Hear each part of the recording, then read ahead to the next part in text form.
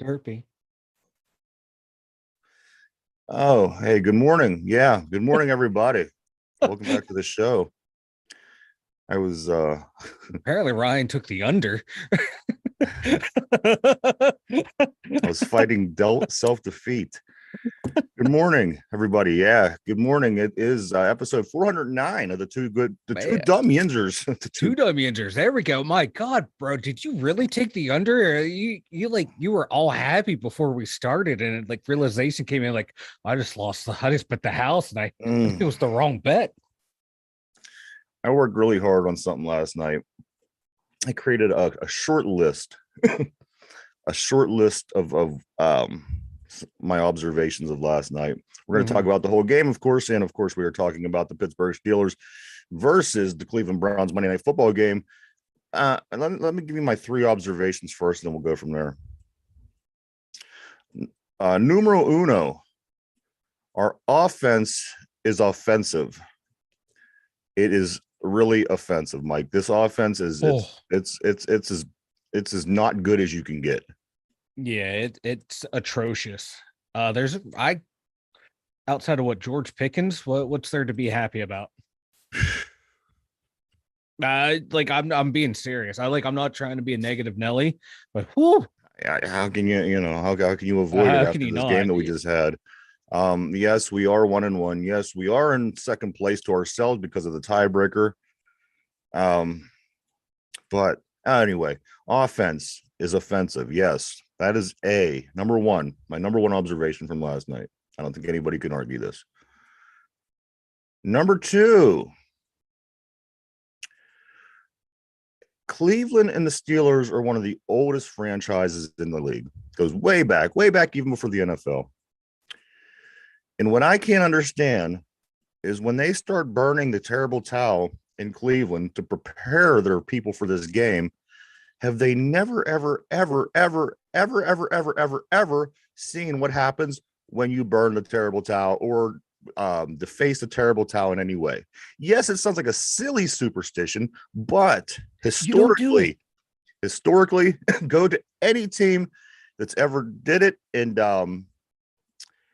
look up what happened to them. And again, Cleveland should be the team to know. They should know the Steelers better than anybody. Yeah, my God, just go back to when the Bengals were shining their shoes, calling us colored TVs, or us black and white, them colored TVs, stomping on the terrible towel. Didn't the Titans did that too? They're stamping on the terrible towel. Time you play us, you lose.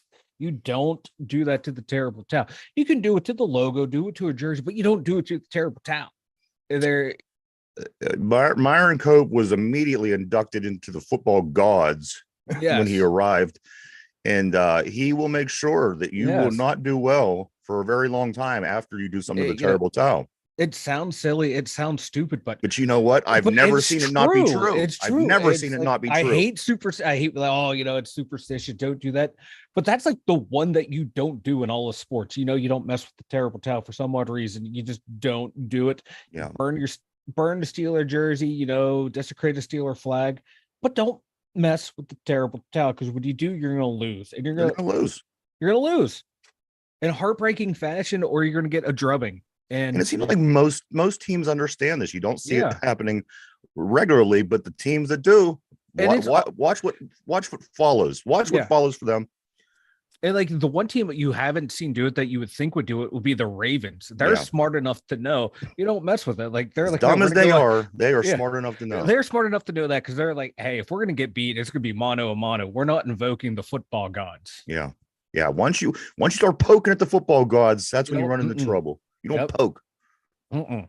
Respect the football gods, and they will respect you, or respect you enough to stay out of the outcome.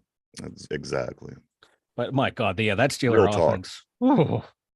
Number three. So one was our offense is offensive. Yes. Number two, don't mess with the terrible towel. You're going to lose. Number three, our identity was revealed. Say what you want about this Steeler team. Say what you want about what happened last night. Say what you want about what you felt going into this game about the Pittsburgh Steelers, but I am ready. I'm about to expose to you the identity of this football team. Okay, you heard it first. Here you go. Ready? The identity is of this football team. They are, in fact, the 1980s Steelers. Wow. This team is. I lived through the time. I lived through the time leading up to now. This is what the 80s Steelers was like. When I was a kid, you watched the Steelers play, the defense did everything. They ended up scoring points. Matter of fact, this same situation with two defensive scoring touchdowns against the Browns, the last time it happened to them was a Steeler game in the 80s. Yeah. The offense was nil. It was average at best. Three and outs was just another thing for this team. If a 3 and out happened on that team, it was what it was. You just went on and played. And this team is the 1980s Pittsburgh Steelers. So let me recap for you my 3 observations for the game last night. A, the offense is offensive. B, never, ever, ever, ever, ever mess with the terrible towel. And C, our identity was revealed. We are, in fact, the 1980s Steelers. There you have it, guys. You're not going to get any better better insight than that. That is the that's the bottom line, Mike.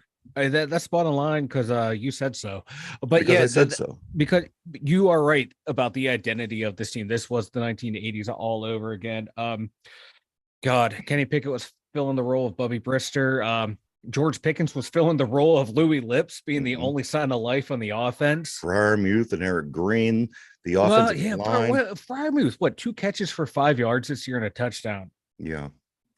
I'll take, one, a touchdown, every other game, 8 for the year. I don't get why they're not using him, the tight end. I don't think they threw to the tight end once. Did they throw to the tight end once? What? That was it.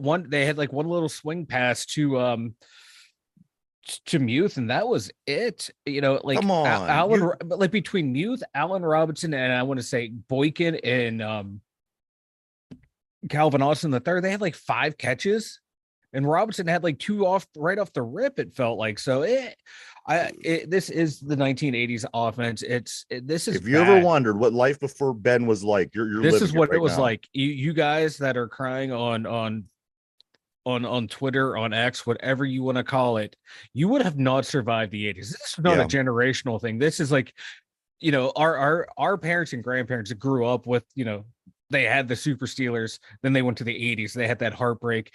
You guys grew up with Ben. Now you have this heartbreak. Us, our generation, the Gen X and the early or elder millennials, this is what we grew up with. We grew up with bad football. So we're used to it. We're immune to it. We to quote Bane, we grew up in the darkness. You just merely adapted it. So yeah, we're used to this. This might be why I'm not freaking out as crazy as I am. Other crazy things. I mean, we got so much to talk about. So of course there was the big injury, and I'm talking about the Nick Chubb injury. And while this happened, there was also a Minkah Fitzpatrick injury. So Minkah, I believe he went this morning to go get x-rayed, and he left the hospital or something this morning. Something was this morning. As far as I know, they just saw it was a chest contusion. He was discharged from the hospital. To add on top of what we learned earlier yesterday, that they did in fact put Deontay Johnson on the IR, so he is now out for 4 games. The injury bug sure isn't being nice. It was one of the things we talked about earlier. As long as we could stay healthy, maybe, just maybe, we might have a show. But you know what? Nothing is going our way. Matter of fact, the only thing that really went our way was the way the ball bounced 2 times yesterday during 2 turnovers. Literally, that's really about it. Highsmith, what can you really say? Highsmith, this is what we paid him for. This exactly. This is the game he should. This is the Alex Highsmith we want to see because of the money that they paid. This is that's if you see this more than just this game, that's what you deserve, and that's what you're paying to see. Yeah. And this is like we were saying, even when before he got the contract, or when he got the contract, the way his career has been progressing from year 1, year 2, year 3, year 4, this is where this is what he should be doing this game in, game out, not just because the contract, just because the way he was progressing throughout the league. Now he's being paid like it. So now there's more expectations on it. Yeah, game one, he did go up against the best left tackle in all of football. Now, he's going against pretty good left tackle, but he held his own. He made plays. My God, scoring, that big interception. He was getting in the backfield. He was being disruptive. This is what we want to see out of him. And my God, if he can stay this productive all year, if Watt can stay productive and is healthy all year, this defense is going to be, the defense. Yes, I know. I know the front three gives the Steelers a pulse, but my God, these two, and the way Minka was playing again on the back end, that's looking good. It's just the inside linebackers were making plays over the field. It's just that front three needs to shore themselves up. Ogunjobi, we saw what he can do. He was all over the place. Yeah, he had a really good game. Martravius Adams, he showed some good flashes. Leal did, but I think everyone outside of Ogunjobi on the D line just needs to step it up just a little bit more, cut down on the big runs. They had almost 200 yards rushing against us. If we couldn't get a running back out of the backfield. I know. And if Nick Chubb doesn't get hurt, doesn't get injured, we don't win this game. We're gonna get destroyed. Mr. Chubb was gonna be Sir Chubbs by the time the game was over. Yeah, no doubt. Hello. Hey Derpy, what's up, bro? What's up? We'll get back to you. I was concerned about you yesterday. We'll get back to that shortly, but we are going over the Steeler game from last night. Of course, everybody, we're talking about the Steelers 26-22 win over the Cleveland Browns on Monday Night Football. Let me give you some numbers. NFL on ESPN, their prediction for yesterday's game gave the Browns a 59% edge on chances to win, gave the Steelers 41%. You know what? I'm sure they didn't expect what the hell we seen on TV last. I can tell you that. Exactly. I tell you what, these two well-oiled machines on offense, man. Yeah. Woo! I was not, and for the money that Watson makes, he's only as good as Kenny Pickett, for crying out loud. I can't believe that's not good. Like I can't believe they're paying him this money. I know. This guy is not worth that money. The guy that I've seen is not worth. But even before, when he was in the Texans, he wasn't worth that money. He would have been worth some money, for what he was doing. I agree. I always thought he was overrated. He was overrated, but someone would give him money, but not like this. And it's just like a Browns fans on Twitter, like, is there any way we can get out from under this contract? No, you're stuck. You're stuck with him, guaranteed. Steelers now, what do they have? 20 straight wins at home against Cleveland. Cleveland has not won in Pittsburgh in 20 straight years. It was like Tim Couch and Tommy Maddox were the quarterbacks. I think it's the last time that happened, or something ridiculous like Derpy that. was shitting himself and probably eating it too. You know what I mean? Yeah. Wow, calling Derpy like a little puppy back in the day. Well, he was a confused Browns fan then. Right. You can't blame him for these things. Yeah. Also, they have 21 straight Monday Night Football home wins now. Yes. That's come on. Here's one for you. Do you know who is the leader in Monday Night Football wins of all time? I mean, I wouldn't ask this question if it wasn't the Steelers. The Steelers have the most Monday Night Footballs of all time, guys, with 53. They have 53 Monday night wins, and they are, in fact, the front runner in that category. That's just, that's continued from Noel to Coward to Tomlin, man. That's just 3 decades of dominance. You don't want to come to Pittsburgh to play on Monday night. I mean, that's one of the things then if you mess with the terrible towel and then come to Pittsburgh to play on Monday night, look what happens to you. And then you're playing Pittsburgh after you lose your Chubb. Do you want to lose your Chubb, Mike? No, you never want to lose your Chubb. I feel bad. Exactly. Oh, but no, like I should have known. I should have picked the Steelers to win because of all the history behind us, and this is what I get for not betting on history. I go on and on about these Browns. Nobody listens to me. I say every time when they had Odell Beckham Jr. and this whole thing, I said, you know what? These are the Browns. You never, ever bet on the Browns. They stink. It's a curse. People go, but you know what? They're really good and we're really bad. It doesn't matter. It doesn't matter. It doesn't matter. That's one thing I learned in 45 years on this earth is you never, ever, ever, ever, ever choose the Cleveland Browns ever. No. And look, Beckham leaves, wins the Super Bowl. Baker Mayfield leaves, becomes a pretty good quarterback. It's a cursed team. It really is. You leave, you go to Cleveland, your career sucks. You leave Cleveland, you're like, this is now I can play football. 3 weeks in a row. We started this season with playing against one of these elite edge rushers. Week 1, Nick Bosa had 1 tackle. Week 2, Myles Garrett against us, 1 tackle. Week 3, Max Crosby. We're going out to Vegas. Next guys to play the Las Vegas Raiders next Sunday night. This, you know what? Again, this is the 80 Steelers. I don't know what to expect. We're gonna really have to sit down and look at this team and see what the hell is going on. I'm gonna watch this tape 3 or 4 more times, and then I'll give you an assessment tomorrow. But right now, we're going to play the Raiders, guys. First 3 games, and if we could hold again, Nick Bosa to 1 tackle, and that's it. Myles Garrett to 1 tackle, that's it. And then again, Max Crosby, he's going to be a big test. So again, if we're looking at these edge rusher positions, this is probably going to be one of the only areas that we have an advantage on anybody in the league right now, because our TJ has been doing great stuff. Some argue that when it comes to the running game, he's actually hurting the team. I've been seeing this more and more pop up, but we'll get back to that. But, when you're going head to head, you're going against your Bosas, you're going against Myles Garrett, Max Crosby. The matchups have gone in our favor. TJ Watt certainly over the first 2 games. I mean, he's the new sack record holder for the Pittsburgh Steelers. He passed James Harrison last night. Also, he scores a touch. I mean, the guy, he's having an amazing first 2 games. Now, the one guy that don't get mentioned in that category enough is Micah Parsons down in Dallas. Geez, oh man, I watched this guy play the other day. He is freaking legit. He's almost, in my opinion, like with the motor he has on him, he's almost like LeVar Arrington in a way. Yeah, and like you look at Micah Parsons, he doesn't look like that. Like his arms don't look real big and muscular, but yet he's just bowling people over. He's so quick, so strong, and he is just a bad mofo. And real quick, those edge rushers that we face against, Dan Moore Jr. has been the common denominator, shutting them down. Dan Moore Jr. is the answer. But, you look at his PFF grades or other grades, his grades are so low, but yet he's holding these guys to 1 tackle.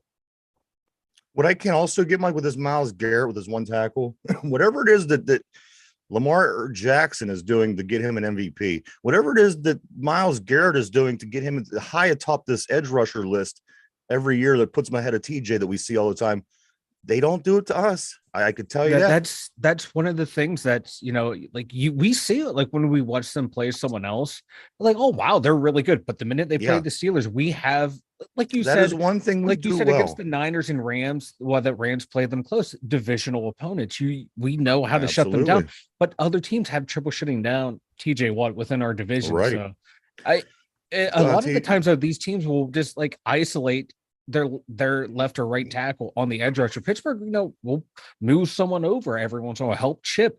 We saw that against the Jets. They're just leaving their left tackle one-on-one against, Micah Parsons. Why do that?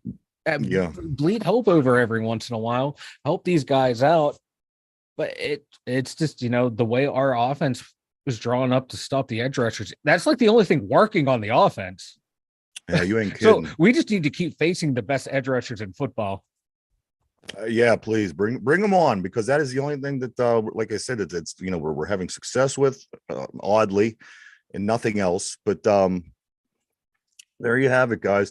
Like the Fire Canada chants were a lot louder than I knew. When I was watching the game, you don't hear them because the television, they have their way of keeping certain things the way they want to keep it. But when you went back and watched a video on Twitter and people uploading their video, the Fire Canada chants, they were quite loud. Now, don't get me wrong.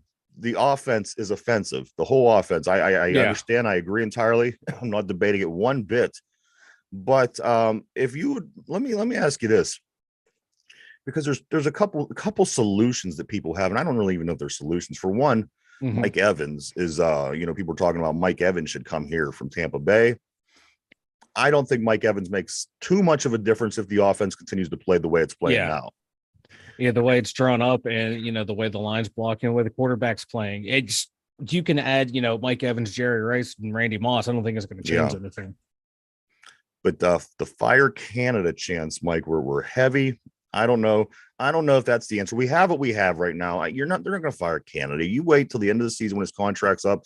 They'll either release him or re-sign him. I don't know what they'll do. I would like to think that they would release him, but people were expressing that opinion Also, something that I observed during the game, Mike, Joey Porter Jr. had a couple nice plays, huh? Yes, he Look did. at you. Look at you smile. Look at I you know blushing over there, huh? he had some nice plays at the end there. He got away with the veteran pass interference. I'm just going to force this guy to the sideline, make it look like I'm turning around for the ball, make it look like we're hand fighting.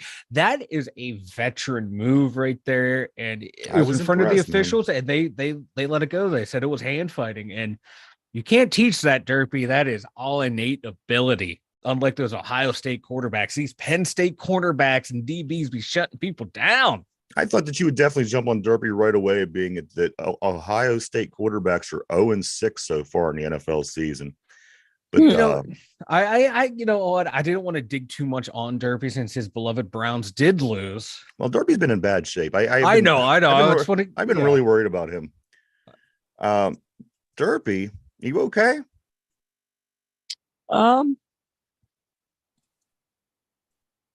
No. Huh? Did you say yeah or no? No? I said no. That's not good, Derpy. All right, that's Derpy. Between me and you, nobody else can ever see this. What's going on? Between me and you, nobody else that will ever know or see of this conversation. What's going on, man?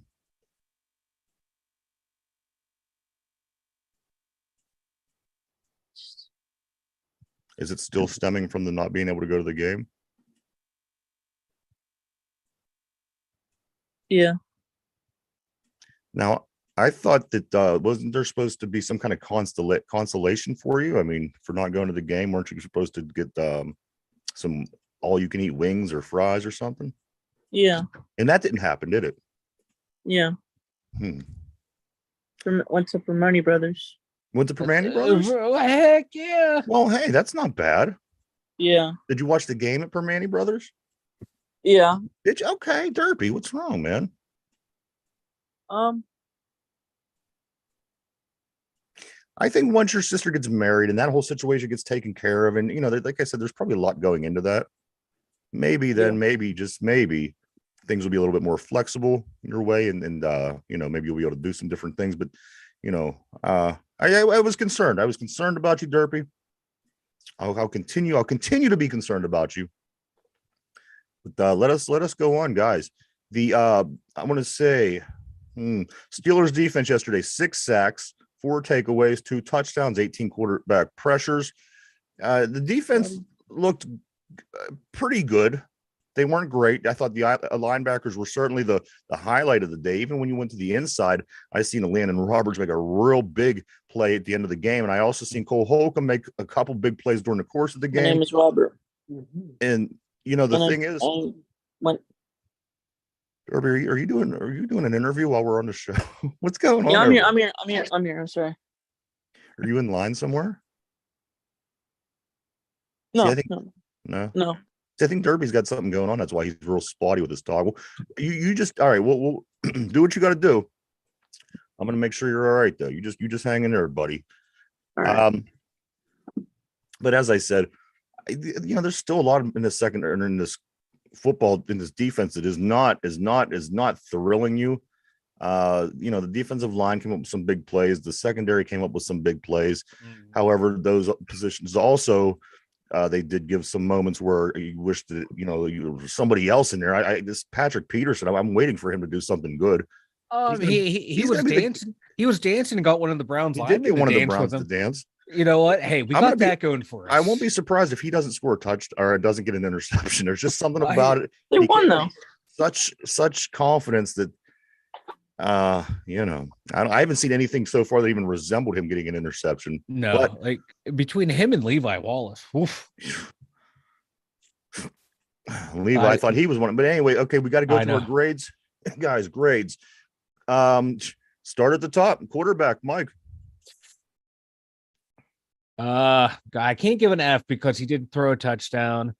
D-. I'm going to give him a D as well. There was times during this game that he looked scared. I don't recall seeing him last year. I seen him look confused, but this looking scared thing is new to me. Yeah. I gave him a D. And really quick on the check down too yesterday, I noticed. Yeah. So again, moving forward, you're going to look for this to see if this improves. And if it doesn't, that's one thing. And if it does, that's another, because you don't know from week to week if it's going to resort back to this.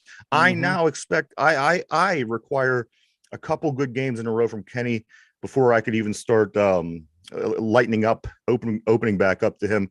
For him, I like him. I always did like him. But as I said, I now require a couple of weeks of good football from him against the Raiders and the Texans. So that's going to tell me something.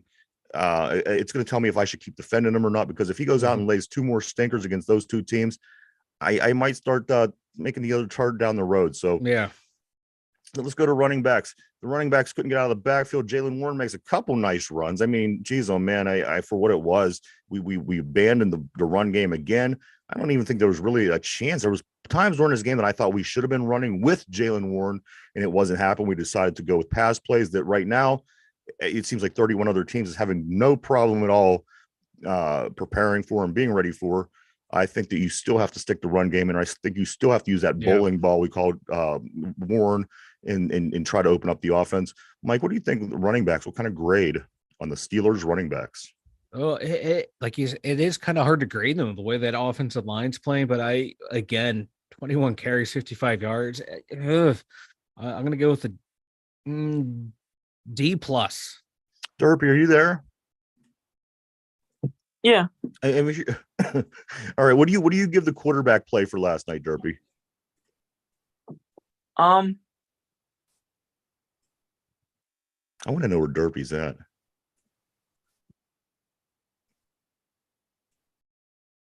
I think Derpy's in the champagne room. All right. I think Derpy's tied up at the moment. We're going to continue, Mike. You just keep rolling. The tight ends. I think the tight end position, you got to really treat it the same way that you treat the running backs. It was non-existent. Yeah, we had. You had said we had 1 catch, and I'm thinking, geez, man, I didn't even remember. I'm glad you told me we had 1 catch. Yeah, 1 catch, 2 yards. So that's. I think that you got to go the same way. I got to give them an average grade, because again, they didn't do anything wrong. They didn't play bad. They just weren't given the opportunity. And at least in the passing game, even run blocking, pass blocking though too, man. It's go C minus. Like they didn't hurt you in pass blocking. They really didn't help you in run blocking, but it's the offense has no rhythm whatsoever.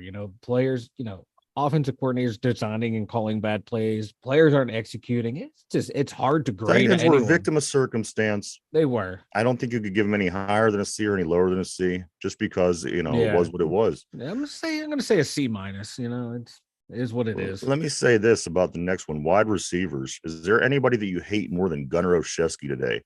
What the heck? For one, that kickoff at the beginning of the game, let it go out of bounds. Dude, he put his toes on the line like he was trying to make catch it, and he was all impressed by himself. He was. What the hell was these dudes from in New England? He would have known not to touch it. He'd been running off the field. That's why he's no longer. He comes too dumb. He's too dumb for us. He's too dumb for the Dum Yinzers. God, even in Pee Wee, not to touch that. Late in the game, I believe he fumbled on it. He caught the ball in the first half. Yeah. If you're going to fumble, do it before you make a flipping football move. George Pickens had a couple really nice catches. As a matter of fact, he had about 127 yards and only 4 receptions. I think you got to grade that high.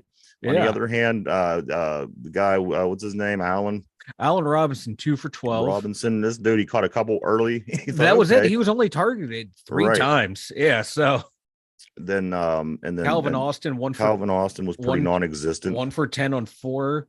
Miles Boykin targeted 1 time for 1 catch, 5 yards. So, George Pickens, let's go with an A. Oh, absolutely. The receiving core, C minus. The fact that he even turned that into a touchdown was amazing. I mean, come on.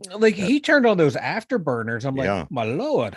Just sidestep this tackle, sidestep that tackle. Next thing you know, he's in the end zone. And then next thing you know, he's holding the ball out, big old grin on his face. I loved it. George Pickens, big fat red A. Yeah. Gunnar Olszewski, big fat red F. Everyone else a C.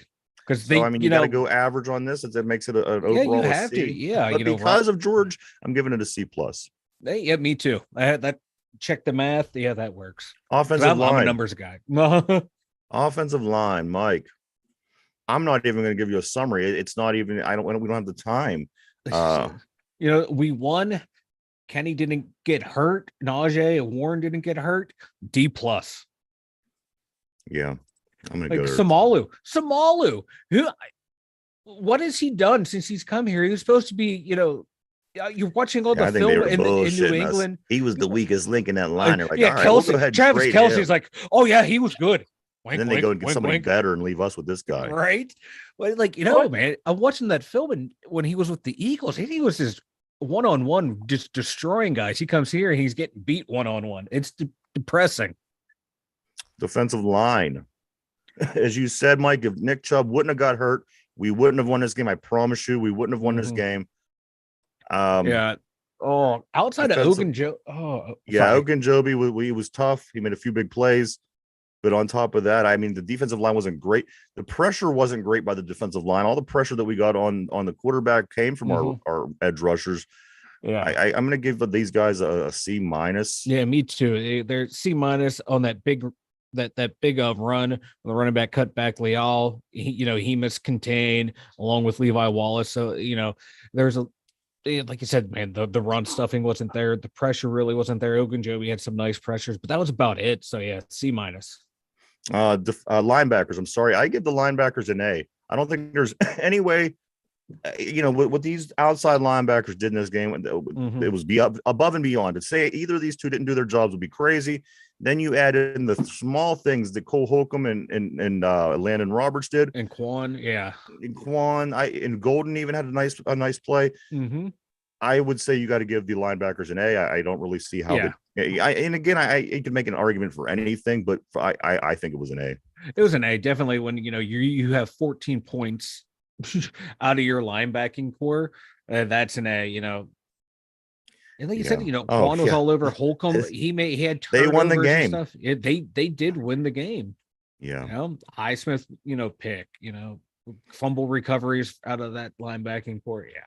Yeah. I mean, both of the defensive touchdowns was caused by Highsmith. Yeah. Cornerbacks, corners and safeties. Let's just grade them all together. C-. Yeah. As you said, Levi Wallace kind of stunk. Peterson stunk, but Peterson stunk because he had, he forced or recovered the fumble. Who was it? Elijah Riley stepping up. He played pretty well. Yeah. He had a sack. He filled in pretty well for Minka. So yeah, C-. The kicking position, Chris Boswell, he played good. He didn't miss anything. Mm-hmm. Of course, they went for 2 at one point when they got the penalty and we moved to the 1 yard line. They didn't get it. But as far as special teams and our kicker, I thought Chris Boswell looked good. I thought that Presley Harvin looked good. He placed the ball in good positions a couple times during the game. He had a nice 63-yard punt at one point. Mm-hmm. I remember hearing them saying. Special teams, I don't think you can give them anything less than an A. They didn't do anything spectacular, but they were solid. They did what they were supposed to do. The kickers were amazing. A's, like Harvin, my God, he talked about a rebound game. Yeah, like in the fourth quarter, he had 2 punts within the 5 and within the 1 or something crazy like that. They really, both 2 punts buried inside the 5, clutch punting. When he's one of the bright spots on the team, when he's performing better than like your running backs and your quarterback, yeah, it was a rough game. But hey, it was an important part because without those, we might not win the game. And finally, the coaching. How well do you feel that the coaching did overall? I don't want to talk about Canada.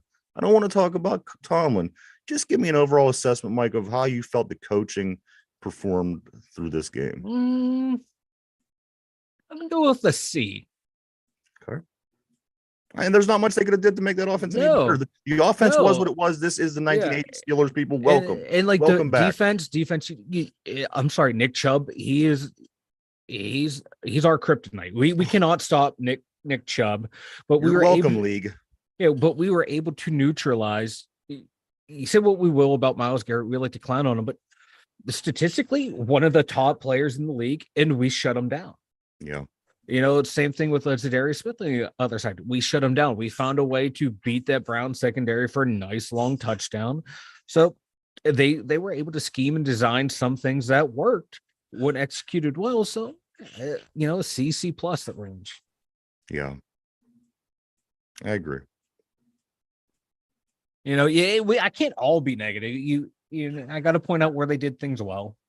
It pains me. Because I want to say Tara Austin sucks and Canada sucks. But I'm going to tell you what's going to happen. Here's my Nostradamus prediction of the day.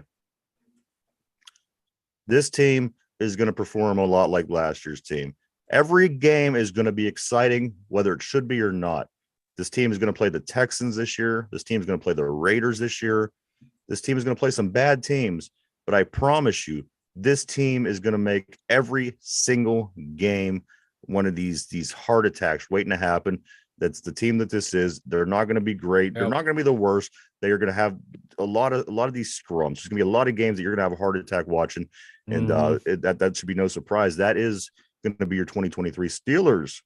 Also, more real quick, while we do have Derpy on the line, I'm not trying to give him too much because he is going through some stuff. But Mike, I'm going to name it now because the last of the games for the weekend was played last night. Mike, you are this week's winner. You did win by one game. Derpy tried to strategize and went with a different strategy, which I thought wasn't the worst strategy in the world. I thought it was interesting for sure. But Mike, you did win. You are now 1-1 on the season, the same as the Steelers. Derpy, you also are 1-1 on the season. Don't worry, my friend. We have long time to go, lots of games left. That's why they play 17 weeks, Derpy. That's why they play 17 weeks. Also, Derpy. Mike, Pirates, they start a 3-game series today against the Cubs. Penguins, puck drops in 21 days. I saw that. I can't wait. And tomorrow, I do want to make an announcement. Tomorrow, guys, on the show, special guest. We do have special guests coming back live. Morgan Gruber from the American Idol. She is local to us. Tomorrow, she will be on the show to talk about her new single, which was released on Friday.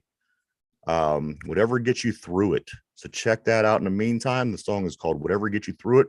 Brand new single just released. Catch us tomorrow live. Morgan Gruber will be here. I'm excited. Last time she was on, I was not able to be a part of the interview. Oh, that's right. Yeah. So this will be fun. Derpy, you behave.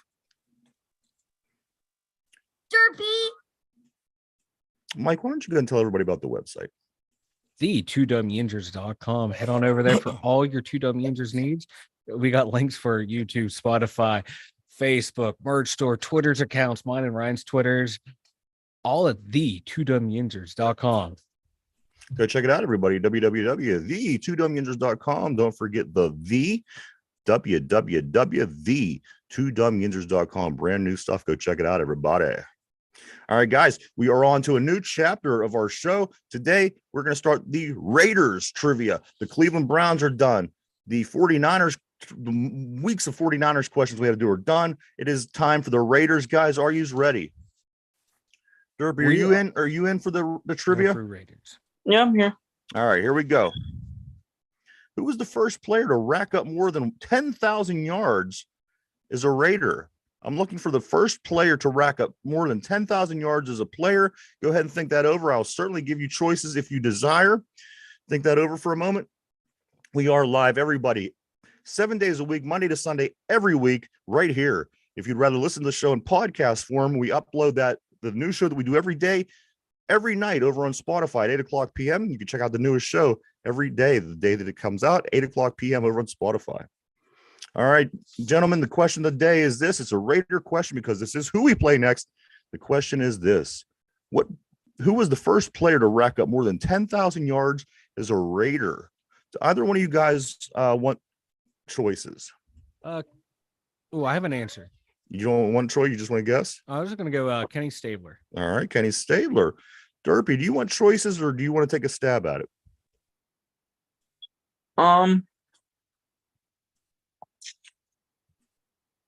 Take a stab. All right, Gutsy. Who do you think it is, Derpy?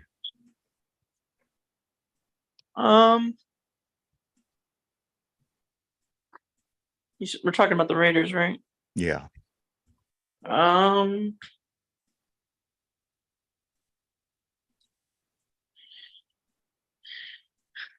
Marcus Allen. Marcus Allen and Kenny Stabler. All right, Good two guess, good answers, Derpy. guys. Good guess. All right, I'm going to go ahead and lock in.